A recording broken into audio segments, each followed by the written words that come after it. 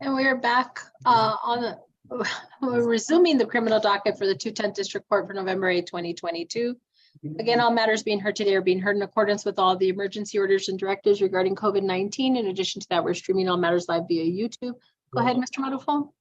Because number 2020-0D0-0795 and 2022-0D0-3665, State of Texas versus Ebony Martinez. Announcement of council, please.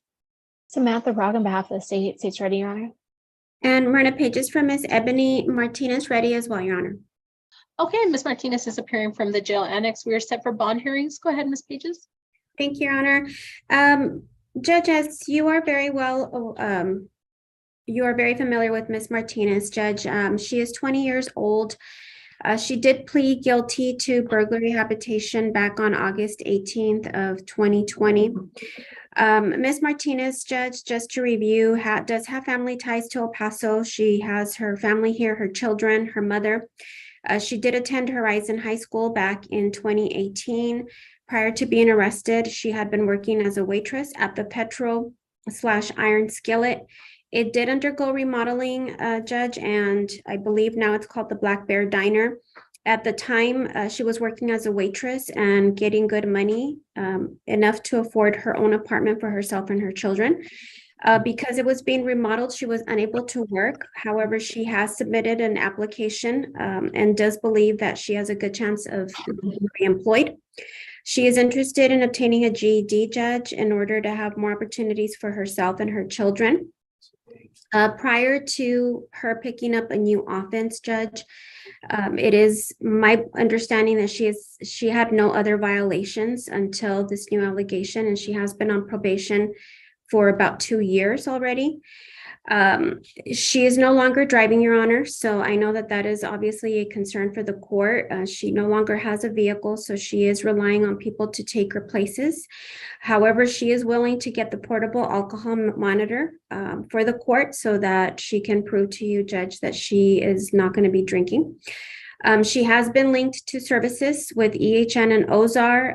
If the court orders it, she will go ahead and attend any type of appointments that she may have with a counselor or caseworker to address any substance abuse issues. Because she is on deferred, I believe she's at a no bond, Judge, based on the warrant from the court. And we are requesting that a bond be set for her. She indicated that at most her mother could probably afford about $200. And if she is released, she would be living with her mother upon release, Judge. And I do believe that the bond on the driving while intoxicated case is currently at $20,000.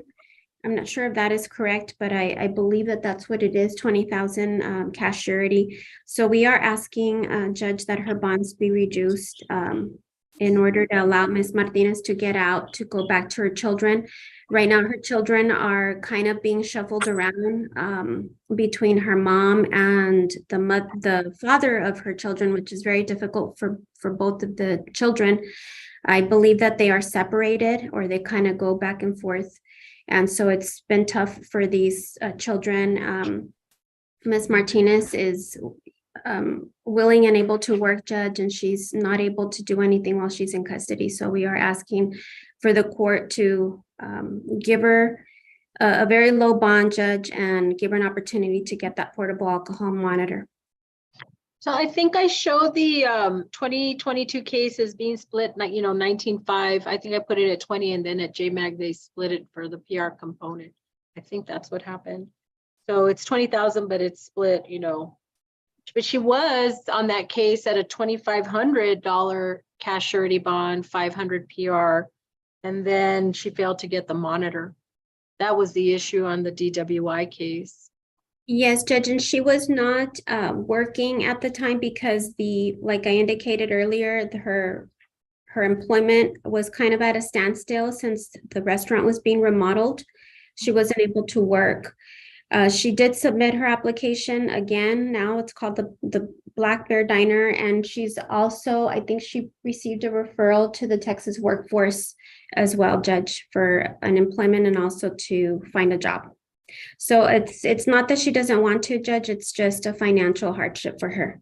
So let me ask, because and I know this might be unfair, it's a little early on, Ms. Pages, but have you had a chance to look at the DWI? I have, Judge. I think I had requested discovery, and I don't know if everything has been turned over to us to look at everything completely. Ms. Rago, before I get your response on the bond request, is there a rec on the DWI? Yes, Your Honor. It's 18 months HL at this point, Your Honor. Time? Yes, Your Honor. If we're going to proceed with the revo, I had initially had a time rec, assuming they were going to go with the revo.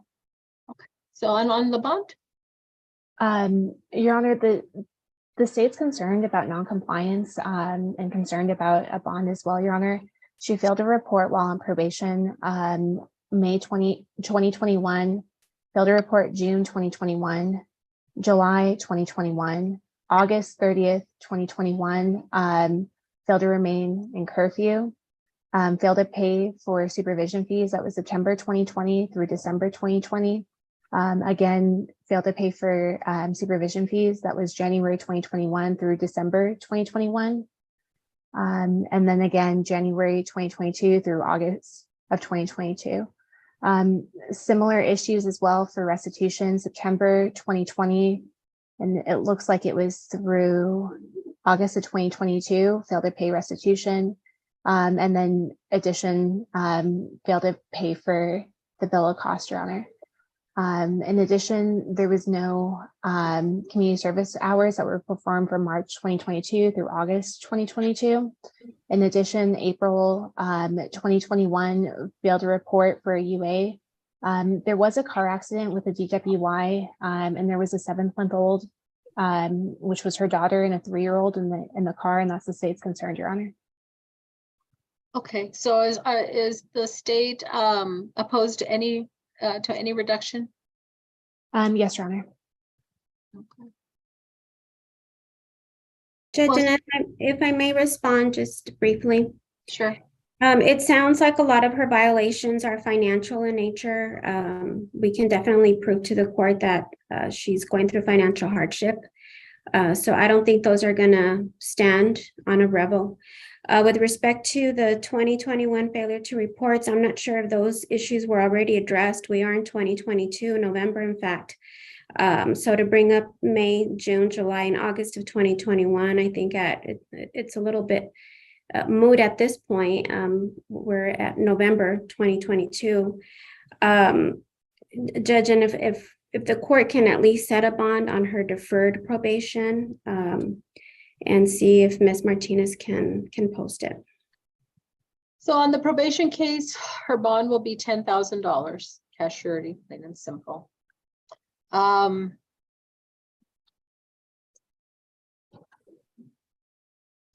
the new case, the bond is going to remain the same. I will tell you this, Ms. Pages, what would go a long way to kind of addressing the court's concerns, it really has to do with the